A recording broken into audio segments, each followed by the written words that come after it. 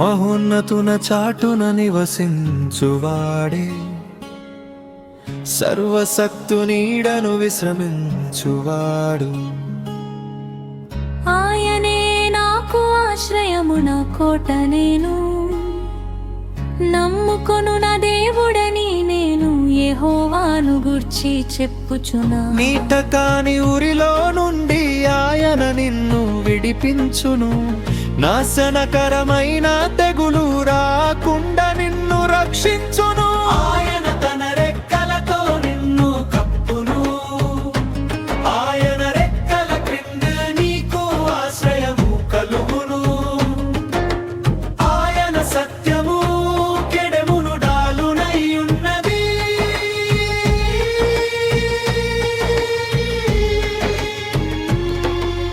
రాత్రి వేళ కలుగు భయమునకైనను, పగటి వేళ ఎగురు బాణమునకైనను, చీకటిలో సంచరించు తెగులునకైనను, మధ్యాహ్నమందు పాడు చేయు రోగమునకైనను.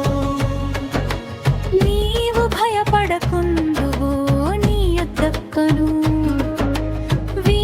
మంది పడినను నీ కుడి ప్రక్కను ప్రక్కను 10,000 మంది కూలినను అపాయము నీ యొద్దకు రాదు.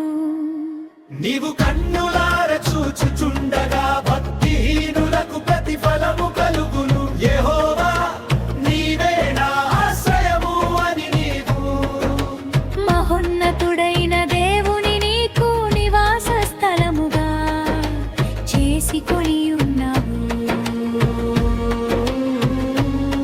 నీకు అపాయమేమియు రాదు, ఏ తెగులును నీ గుడారమును సమీపించదు. నీ మార్గములన్నిటిలో నిన్ను కాపాడుటకు ఆయన నిన్ను గూర్చి తన దూతలను ఆజ్ఞాపించును.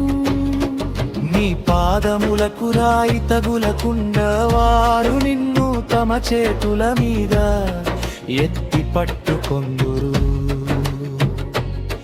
నీవు సింహములను నాగుపాములను త్రొక్కెదవు, కొదమ సింహములను భుజంగములను అణగద్రొక్కెదవు. అతడు నన్ను ప్రేమించుచున్నాడు గనుక నేనతని తప్పించెదను. అతడు నా నామము నెరిగినవాడు గనుక నేనతని ఘనపరచెదను. అతడు నాకు మొల్హ పెట్టగా నేనతనికి ఉత్తరమించెదను. శ్రమలో నేనతనికి తోడై ఉండెదను, అతని విడిపించి అతని గొప్ప చేసెదను. దీర్ఘాయువు చేత అతనిని తృప్తి పరచెదను, నా రక్షణ అతనికి చూపించెదను.